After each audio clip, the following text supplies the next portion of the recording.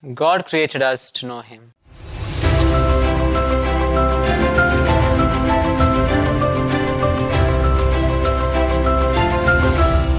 Dear brothers and sisters, there is a difference between knowing a person and knowing about a person.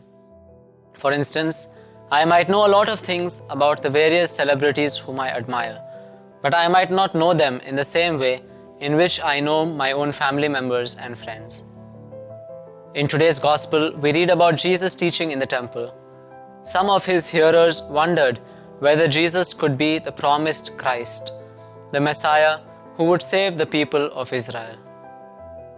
But they are quick to dismiss their doubts, recalling that they knew about His origins, about where He came from, and so it was not possible that He could be the Christ, since they imagined that the Christ would come from a mysterious and unknown background. In reply, Jesus points out, "Yes, you know me and you know where I came from, yet I have not come from myself. No, there is one who sent me, and I really come from Him, and you do not know Him, but I know Him, because I have come from Him, and it was He who sent me." In other words, Jesus tells the people that they know about Him, about His origins and His background, yet they do not know Him personally. They have failed to see His divinity, His divine origins and divine background. They have stopped at Jesus' humanity, but were unwilling to go further.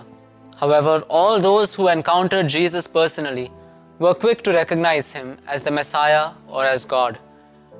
We could take the examples of the wise men from the East, or of Nathanael, Peter, Martha, or the centurion at Calvary, or the Apostle Thomas after the resurrection.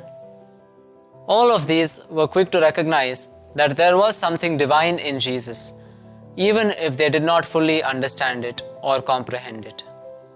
In comparison with the surface level knowledge of the people, Jesus tells them that He knows the Father. This knowing is not merely intellectual. Rather, Jesus knows the Father because He comes from the Father and does the will of the Father. Jesus had told His disciples, "He who has seen me has seen the Father." In our basic catechism, we have studied that God created us to know Him, to love Him, and to serve Him. As we approach the days of the Passion of the Lord, the words of Jesus invite us to come to a deeper knowledge of Him, of His great love and mercy, and of the sufferings that He has undergone to save us. We can do this by prayerfully reflecting on the Passion of Christ and trying to understand what God has done for us.